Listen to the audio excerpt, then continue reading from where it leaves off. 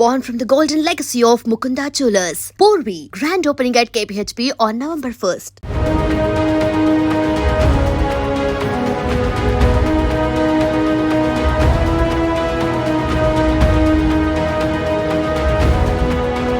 ఛత్తీస్గఢ్ బిలాస్పూర్లో ఈరోజు మధ్యాహ్నం ఘోరాతి ఘోరమైనటువంటి రైల్ యాక్సిడెంట్ జరిగింది.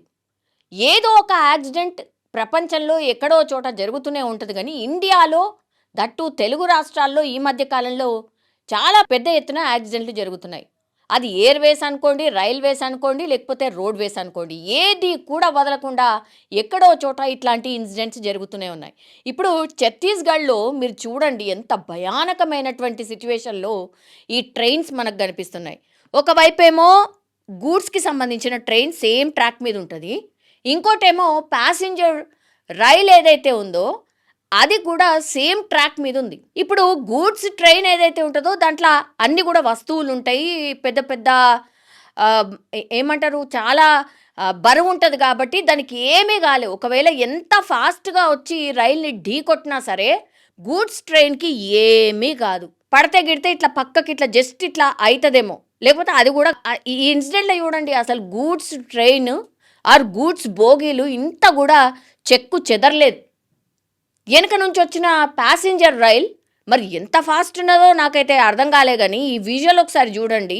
ఏకదం ఆ ఫస్ట్ బోగి ఏదైతే ఉంటుందో పూర్తిగా గూడ్స్కి సంబంధించిన బోగి మీద అట్లా పైకి ఆల్మోస్ట్ పైనుంది, ఫస్ట్ బోగి పైనుండిపోయింది.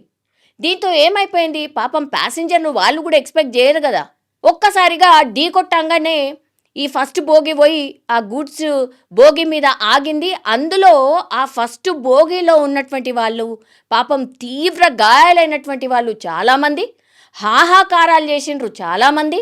అందులో స్పాట్గా బయటికి తీసేసరికి 6 చనిపోయినరు, మిగతా 25 మందికి తీవ్ర గాయాలైనాయి, దగ్గరలో ఉన్నటువంటి హాస్పిటల్కి తీసుకుపోయినరు. ఇది ఎక్కడా స్టేషన్కి దగ్గరలో కూడా జరగలే, స్టేషన్ దాటిన తర్వాత కూతవేటు దూరంలో జరిగింది, కోర్బా అనే ప్రాంతంలో జరిగింది. ఎంత భయంకరం అంటే అప్పుడు ఎమర్జెన్సీ టీమ్స్ రావడానికి కానీ అక్కడ ఉన్నటువంటి వాళ్ళందరూ కూడా సంబంధిత అధికారులు చేరుకోవడం కానీ రెస్క్యూ టీమ్స్ చేరుకోవడానికి కానీ ఎంత సమయం పడుతుంది. ఆ లోపలే ఇప్పుడు ఆ లోపల ఉన్నటువంటి బోగీలో మిగతా ట్రైన్ బోగీల్లో ఉన్నటువంటి వాళ్ళు సహాయ కార్యక్రమాలకు దిగినరు, లోపల ఉన్న వాళ్ళని బయటికి తీసుకొచ్చే ప్రయత్నం చేసిండ్రు. అప్పటికే చలనం లేకుండా ఉన్న వాళ్ళు 6 ఉన్నారట, ఇంకా కొంతమంది అయితే పాపం మొత్తం రక్తం కారుతున్నటువంటి సిచ్యువేషన్లో కొంతమంది ఉన్నారట. ఈ రెస్క్యూ టీం వచ్చి చేరుకొని వాళ్ళని హాస్పిటల్ తీసుకుపోయేసరికి కూడా ఎంతమంది క్రిటికల్ పొజిషన్లో ఉంటారో, ఇంకా మృతుల సంఖ్య పెరిగే అవకాశం ఉందని మనకున్నటువంటి సమాచారం. ఇన్సిడెంట్ ఛత్తీస్గఢ్లోనే జరిగింది అనుకుందాం, కానీ మరి సేఫ్ జర్నీ ఏది? ప్రయాణికులు ప్రజలు అడుగుతుంది అదే. అసలు ఏది చూసినా సేఫ్ లేదు, ఏ జర్నీ కూడా సేఫ్ లేదు. ఇట్లా ఎంతకాలం మరి ప్రయాణికులు ఆర్ ప్రయాణం బంద్ చేసి ఇంట్లోనే కూర్చో అన్నా ఏంది దీనికి సొల్యూషన్ ఏంది? ఇప్పుడు స్పష్టంగా ఒకటి రైల్వే ఎక్స్పర్ట్స్ ఏం చెప్తున్నారు అంటే డెఫినెట్లీ ఈ సిగ్నలింగ్కి సంబంధించిన వ్యవస్థలోనే ఏదో లోపం జరిగింది. గూడ్స్ ట్రైన్ అదే ట్రాక్ మీద ఉన్నది, అట్లాగే ఇప్పుడు ప్యాసింజర్ ట్రైన్ కూడా సేమ్ ట్రాక్ మీద వెళ్తోంది. ఇదే మేజర్ రీజన్ అని ఒకటి. టెక్నికల్ ఇష్యూ ఏమన్నా వచ్చి ఉండొచ్చు. ఎవరైతే ఈ ట్రైన్కి సంబంధించిన పైలట్ ఉంటాడో ఆయన గమనించకుండా, రెడ్ సిగ్నల్ని గమనించకుండా ముందుకు వెళ్ళిపోయిండు, దీంతో ఈ యాక్సిడెంట్ జరుగుంటుంది అని ఈ రెండో సమాచారం కూడా. మరి పైలట్ పరిస్థితి ఎట్లా ఉంది అనేది ఏంటి అనేది కూడా మనకి ఇంకా ఇన్ఫర్మేషన్ అయితే రాలేదు, కానీ పూర్తిగా ఆ పైలట్ ఉన్నటువంటి ఈ బోగి ఏదైతే ఉన్నదో పూర్తిగా ఇట్లా పైనకే ఉంది, ఆల్మోస్ట్ పైనకు వెళ్ళిపోయింది. అందులో ఉన్న చాలామంది కూడా తీవ్ర గాయాల పాలైపోయినరు, వాళ్ళని హాస్పిటల్కి తరలించారు. అక్కడ పూర్తిగా ఒక భయానకమైన బీభత్సమైన వాతావరణం. మిగతా బోగీలందరూ చూసిన వాళ్ళ అమ్మ మాకైతే ఏం కాలే అనుకుంటారు, కానీ రేపు తెల్లవారి ఇది జరగదు అని ఎవరు కూడా అట్లా అనుకునే సిచ్యువేషన్లో ఉండరు. అందులో మేము లేము అమ్మ మేము బతికిపోయినాం అనుకుంటారు, కానీ రేపు తెల్లవారి అసలు ట్రైన్ జర్నీ చేయగలుగుతారా? వాళ్ళకంత ధైర్యం ఉంటుందా? ఇది మనం ఆలోచించాలి. సో ఏ జర్నీ చూసినా సేఫ్ లేదు. ఇదొక్కటి మాత్రం ప్రజలు మాట్లాడుకుంటున్నటువంటి సిచ్యువేషన్.